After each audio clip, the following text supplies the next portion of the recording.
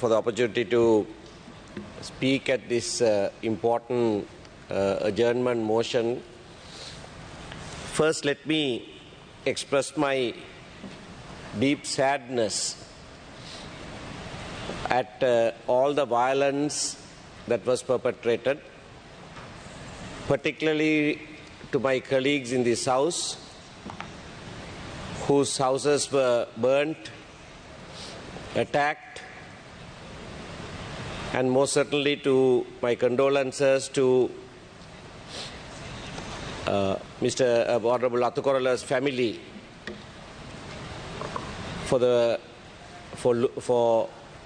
losing him at this time.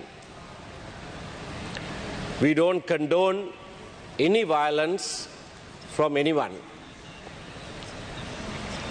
And it is noteworthy that a lot of this violence, or may I call it counter-violence, and I'll say why I am calling it counter-violence, was aimed at members of parliament mostly and other politicians. My colleague Honorable Rasamanikam and I met you the other day in your official residence, Honorable Speaker, and when the emergency was declared.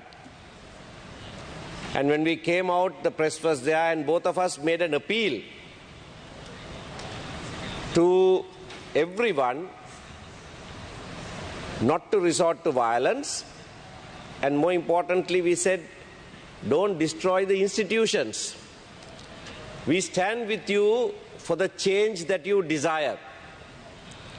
But those changes must happen within these institutions. If these institutions are destroyed, then it will only be anarchy that prevails in the country. And that is not good for anyone.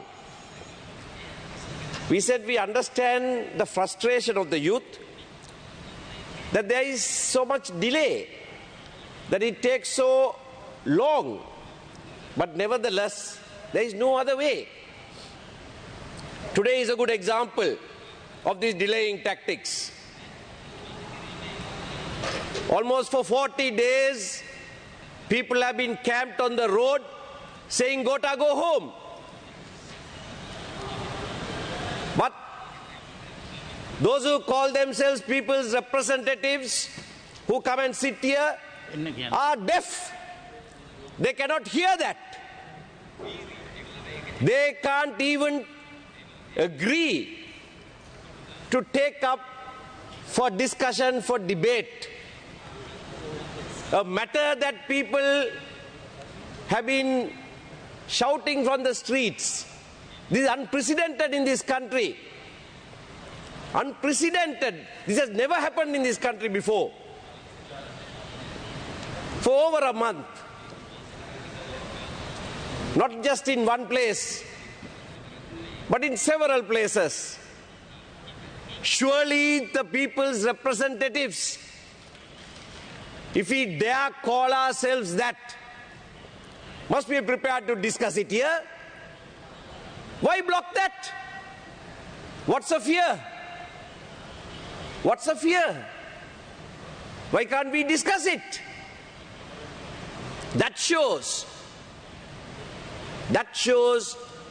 that this parliament also has lost its legitimacy. Not only has the president lost his legitimacy, this parliament also has lost its legitimacy. Parliament must be dissolved. But again, that will be put to vote here. And MPs who are holding on to their positions will vote against that motion to dissolve parliament. And they think that way they can carry on. No, they cannot. They are pushing the people of this country to seek other remedies. That is the danger. That is the danger of not giving the voice of the people an expression here. That this danger you don't seem to understand. I condemn the violence against the... Order, please. Honorable Bandara will take the chair now.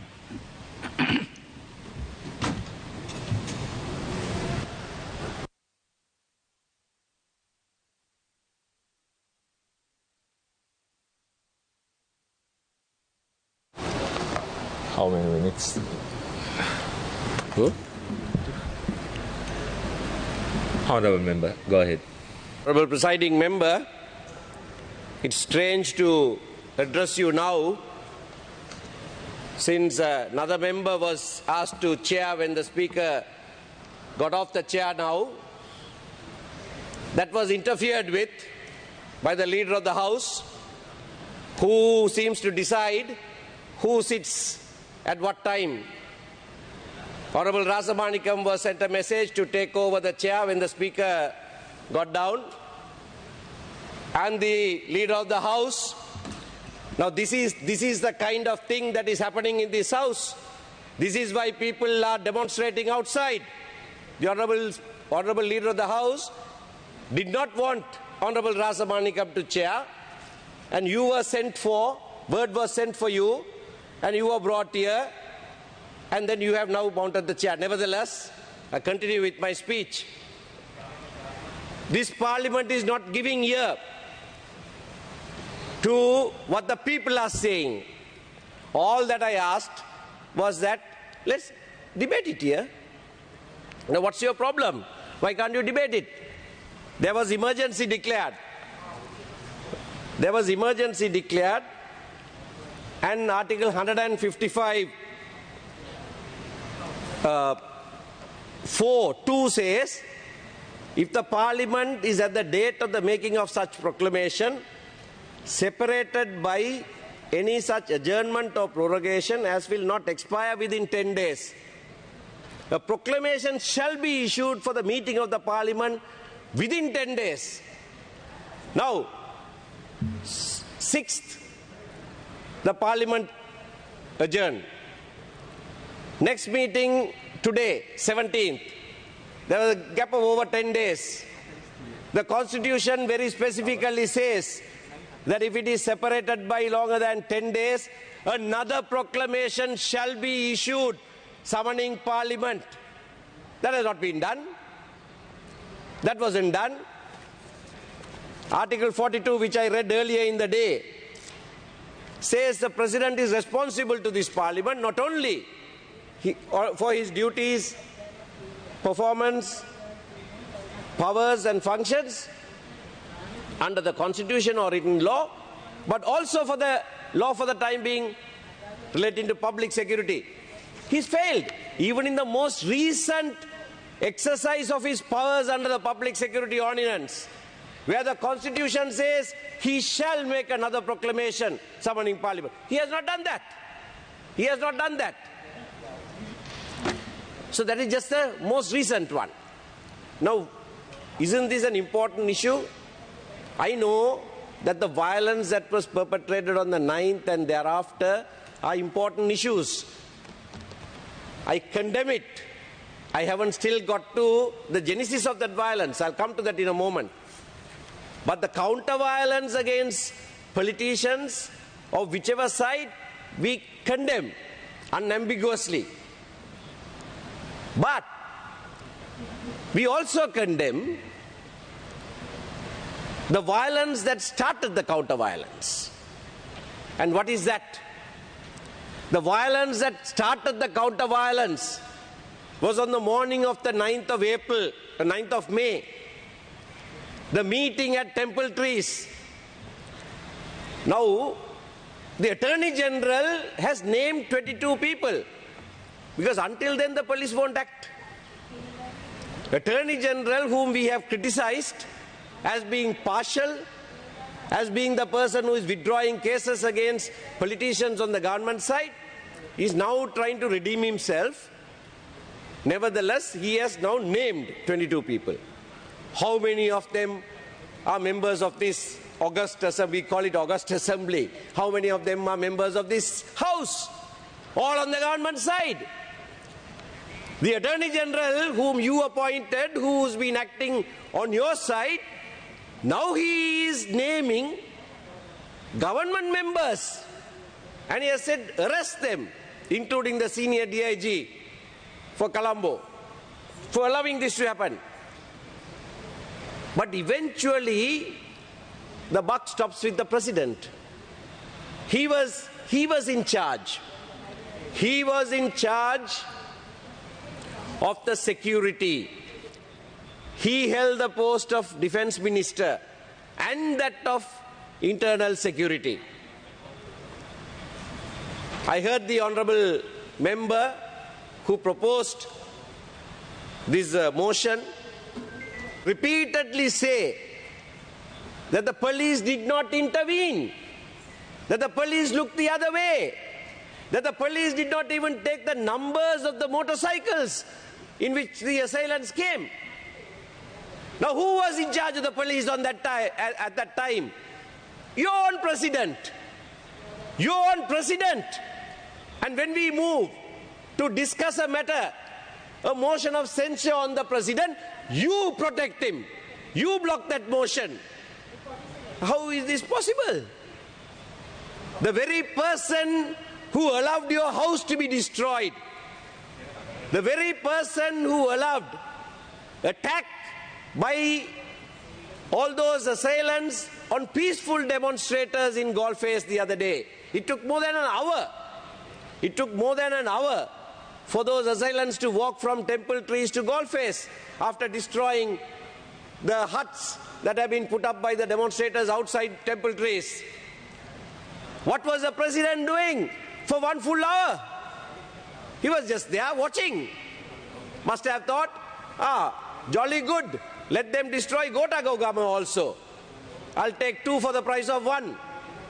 After they did the Temple Trees, he must have thought, bonus for me also. Let me get this also out.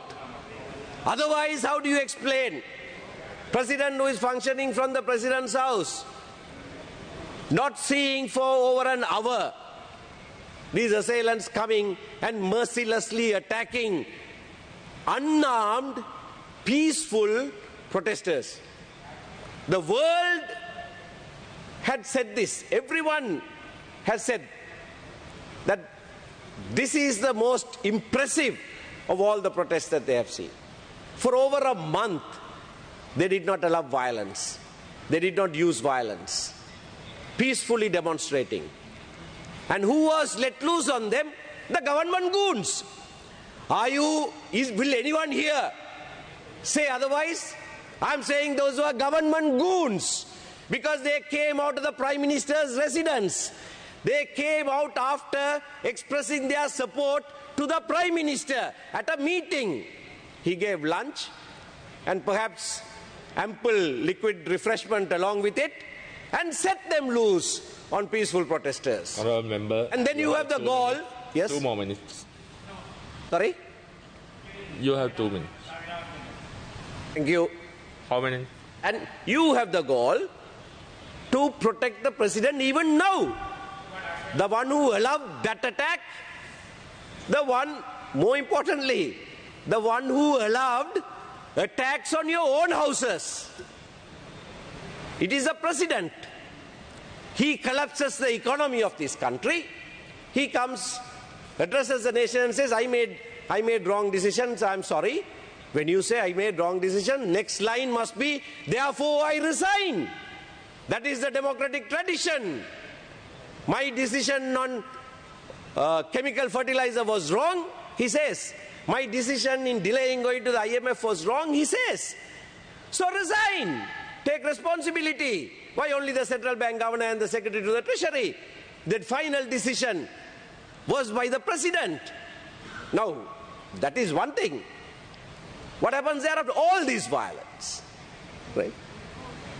And the government members unashamedly are standing here complaining about the violence against them without condemning the person who is responsible for that violence, without condemning the person who allowed that violence to happen against themselves. Shameless behavior. And when we move to even have a discussion taken up today, only a motion of censure, nothing happens to your president. He doesn't lose his job as a result. Even that you protect him.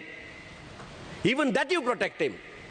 Fortunately, today, all those who protected him, your names have been put on the board. The country knows who's protecting the president, who is not protecting you. Absolutely shameless conduct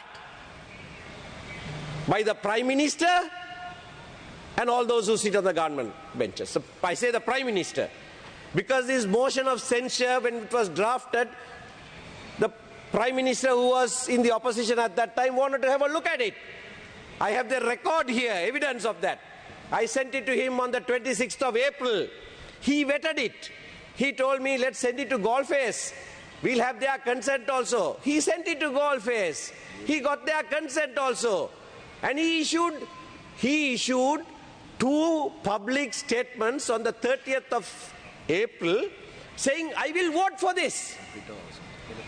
There was a tweet also that he will vote for it. Now, if he will vote for it, why did he vote against that being taken up today?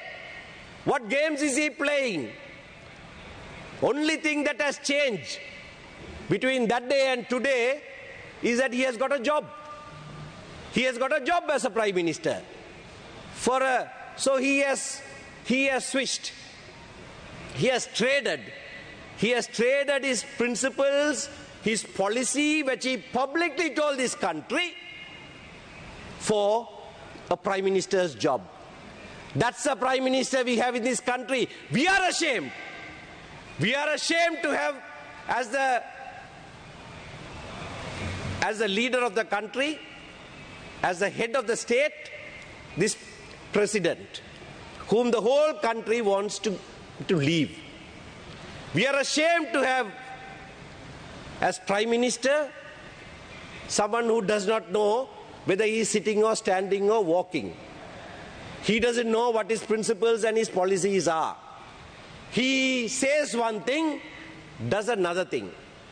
He says, let's have a woman as a deputy speaker, publicly said it, and he can't get his members to vote for that woman candidate as a deputy speaker. That is the Prime Minister who is asking for support from the opposition.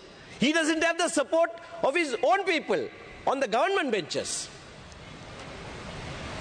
He is asking for support from us.